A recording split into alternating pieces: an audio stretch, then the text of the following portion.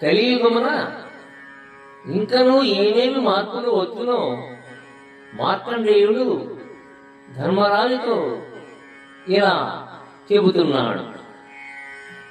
16 వర్షముల్ పరమాయువయ్యుడు,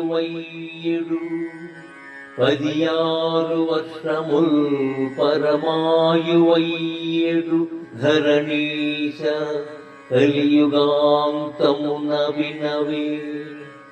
7 ఏండ్ల ప్రాయంబున ప్రజలుద్భవింతురు భామినులకు, ద్రవ్య విహీనులై దాతయొక్కడు లేక అన్యోన్య తస్కరులవుదురిందు.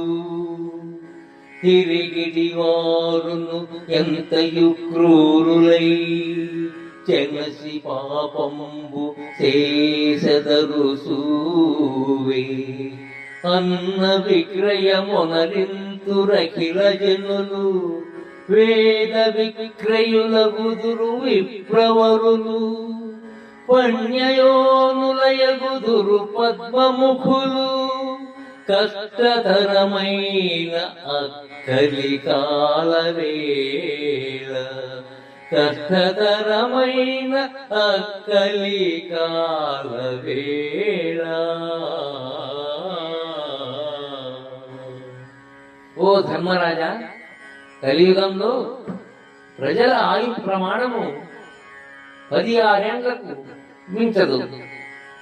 7-8 సంవత్సరాల వయస్సు వచ్చేసరికి ఆడపిల్లలు సంతానవతులు అవుతారు.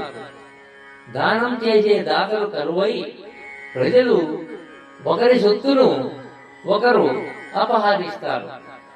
తెలిసిన జ్ఞానులు సైతం మిక్కిలి దుష్టులై వెనుగాడక పాప కృత్యాలు చేస్తారు. అంతేకాక పరమ దుఃఖంతో నిండిన ఆ కలికాలంలో అందరూ అన్నాన్ని ధనం కొరకై అమ్ముతారు. బ్రాహ్మణోత్తములు జ్ఞానాన్ని అమ్ముకుంటారు. అందమైన ఆడవారు తమ మానాలను ధనం కొరకై అమ్ముకుంటారు.